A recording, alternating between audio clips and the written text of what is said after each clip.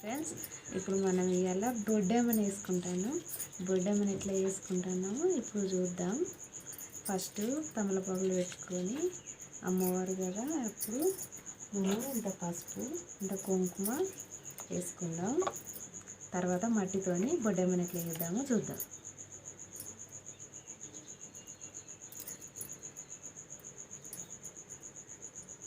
ఇక్కడ మా ఊళ్ళోనైతే పుట్ట దగ్గరికి వెళ్ళి పుట్టమ్మని తీసుకొచ్చి బొడ్డెమ్మని ఇట్లా వేసుకుంటాం ఫ్రెండ్స్.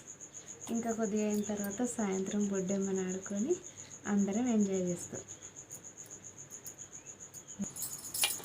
స్టార్ట్ ఇట్లా మట్టితోని 5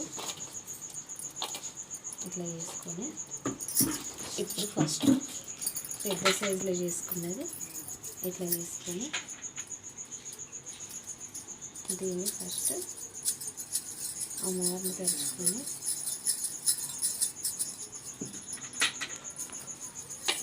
ఫస్ట్ ఇలా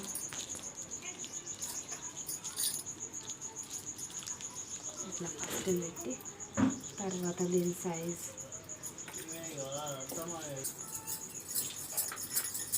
ఇట్లా నెక్స్ట్ది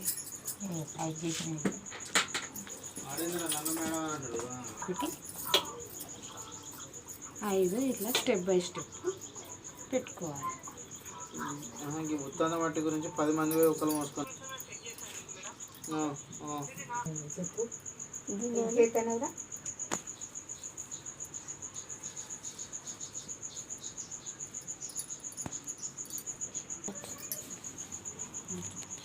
ఇట్లా పెట్టుకున్న తర్వాత మీద ఒక రాగి చెంబును పెట్టుకోవాలి.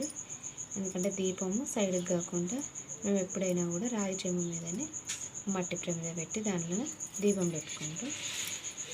బొడ్డెమ్మ ఎన్నో రకాలుగా చేస్తారు. చెక్క బతుకమ్మ, పందిరి బతుకమ్మ, బాయి బతుకమ్మ,